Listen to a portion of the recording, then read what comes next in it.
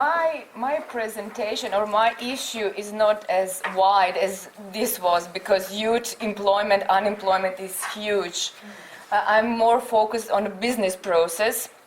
I presented here. I'm presenting here the customer journey. It's the customer journey we do have now with the registration, first counseling. It has to be. It's regulated by the law, in the internal instructions. It's regulated, it's standardized procedure within our standardized processes. Then we have additional counseling if needed to go into individual action plan. And then individual, we call it consultations, is actually monitoring what has been agreed within the individual plan. But the baseline here is the assessment. To go into the individual action planning and further on, whether there are face-to-face services or the online services, we have to have an assessment. So far, we have two types of assessment. We have statistical profiling based on the data, and we have a counselor profiling based on the face-to-face contact.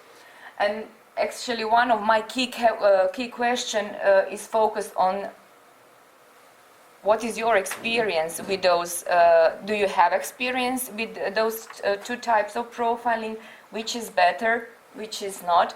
We have some analysis. We know, for example, statistical profiling is significant for the highly educated people. It gets the better result, but not as for the low-skilled workers.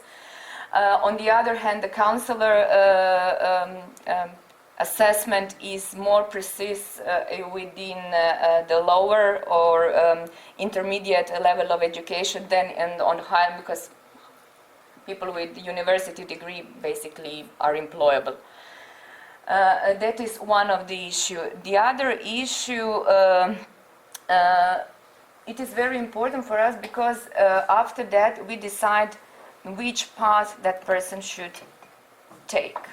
If we do the assessment correctly, it's okay. Probably mostly employable people go into digital services, but on the lower level they go into or blended services or the face-to-face services.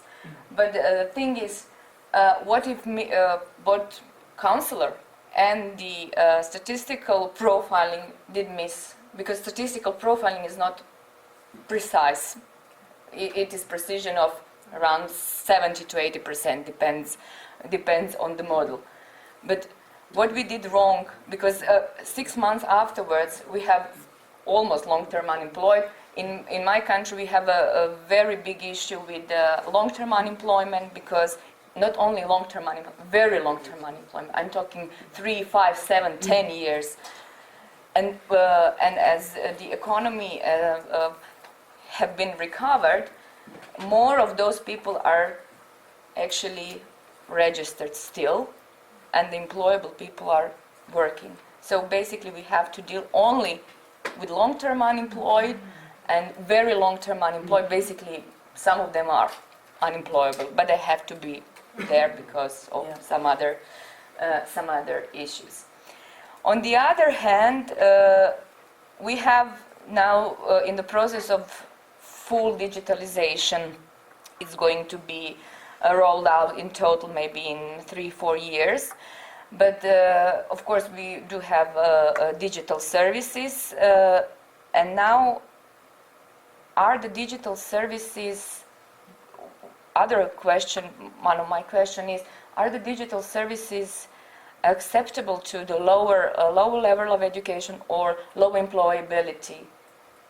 And if they are, what kind of services, how to go into blending services, what kind of services do we do?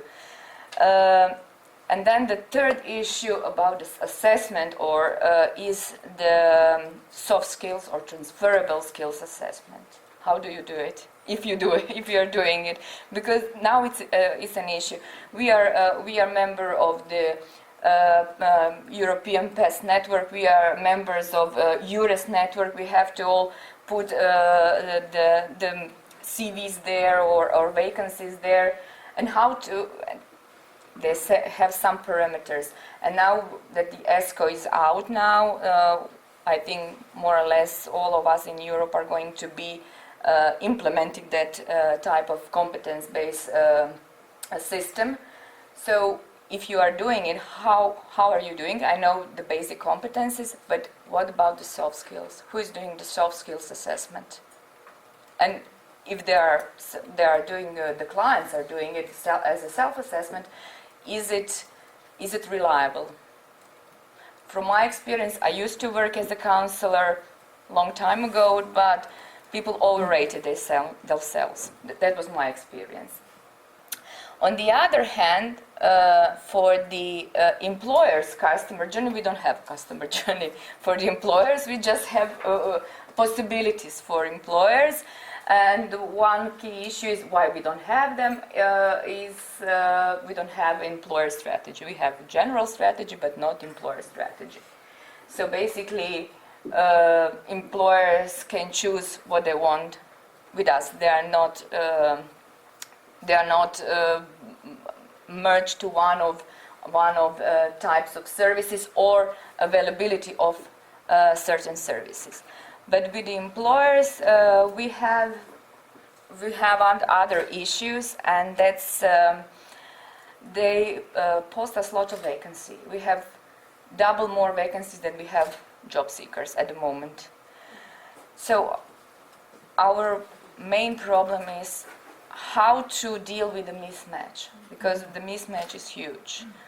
I know there are solutions, bring people from other countries, because our people are going some other countries, but that's not an issue.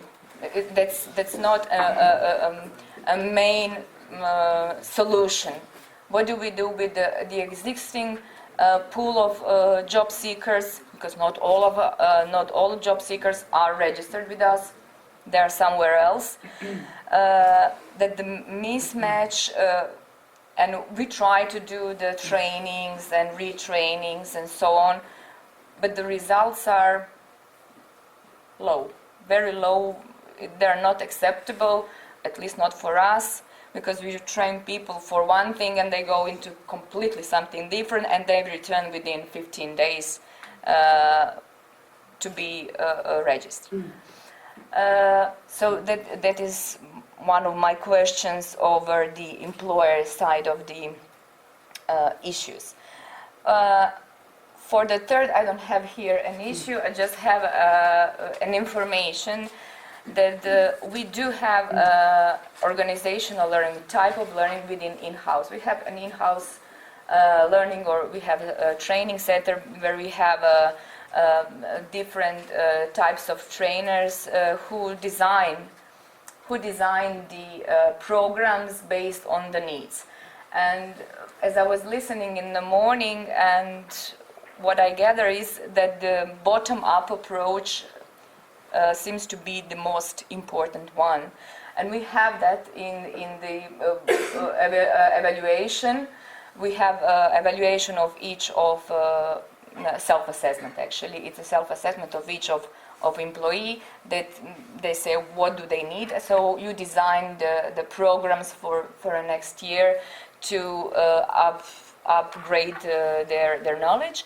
But the other issue, the other important thing is that in those trainings, either they are classroom trainings or e-learning trainings, you get the feedback on what needs to be done in the future. So we don't have a knowledge center or I don't know, some database for the getting new ideas, but we have the training center, and through the training center, of course, we do cooperate closely. We have lots of ideas and new improvements that has to be done within the next year. So this is shortly, really shortly for me. The questions that I have and challenges I have already said. It's basically which type of the assessment is appropriate, or both, or combined, or neither one. There is maybe a third solution.